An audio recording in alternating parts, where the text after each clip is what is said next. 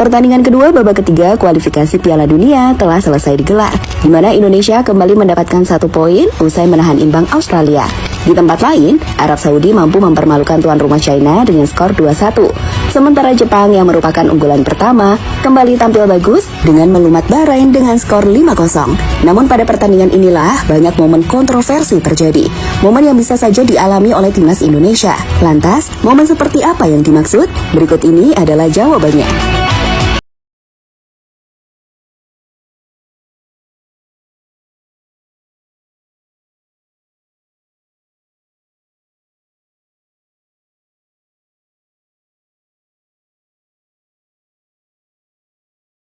Sebelum babak ketiga kualifikasi Piala Dunia dimulai, Indonesia sudah mendapatkan beberapa ancaman dari tim pesaing. Salah satunya yang ditunjukkan oleh China, karena mereka berencana menjamu Indonesia di tempat yang sangat jauh dari kota Beijing.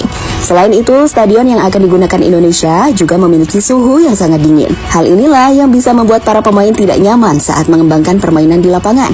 Tentu sebuah strategi yang cukup licik dari China, karena dengan begitu mereka bisa dengan mudah mengalahkan Indonesia.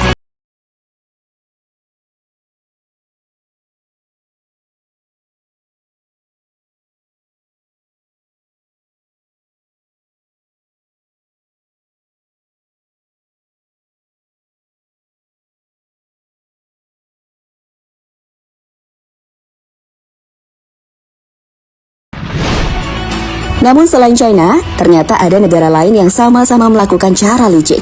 Negara yang dimaksud adalah Bahrain. Hal itu terjadi saat Bahrain menjamu timnas Jepang beberapa hari yang lalu.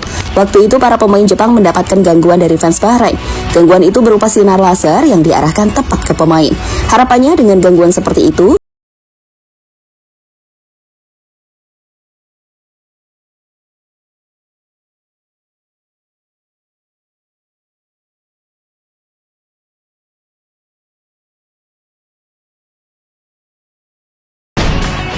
untungnya mental para pemain Jepang kuat.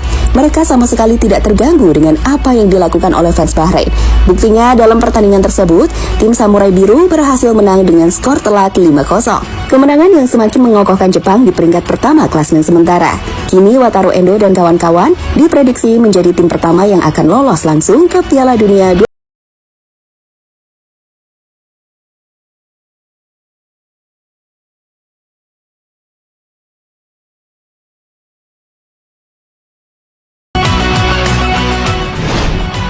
Moriyasu marah, lagu kebangsaan Jepang diejek fans Bahrain. Tak hanya gangguan laser, ternyata ada tindakan negatif lain yang dilakukan oleh fans Bahrain. Tindakan yang dimaksud adalah saat mereka mengejek lagu kebangsaan Jepang sebelum pertandingan. Sebuah momen yang membuat Moriyasu marah sekaligus kecewa. Karena menurutnya, fans Bahrain tidak bisa menghargai lagu kebangsaan dari negara lain. Setiap negara memiliki budaya dan pandangan yang berbeda. Saya ingin menerima keberagaman itu. Namun saya tidak mau lagi ada ejekan selama lagu kebangsaan. Timnas Bahrain mampu berlaga dengan dewasa. Saya harap para supporternya melakukan hal yang sama, kata Moriyasu pada media.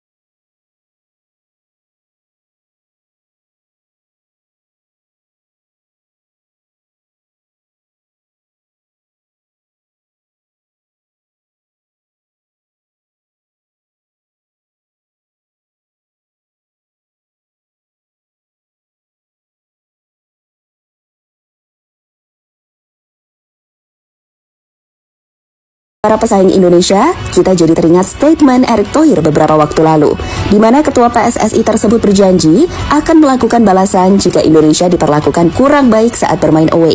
Kini Erick Thohir pastinya sudah menyiapkan sesuatu jika Indonesia mendapatkan hal yang merugikan saat nanti bertandang ke Bahrain maupun China.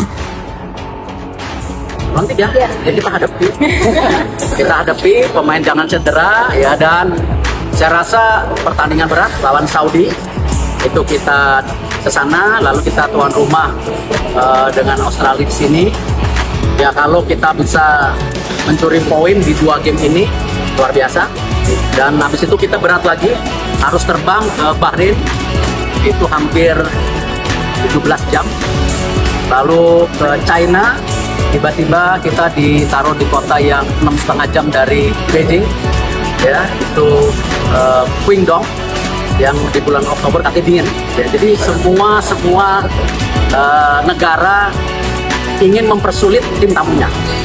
Jadi ya kita juga jadi tuan rumah harus baik-baik, tapi jangan baik-baik saja.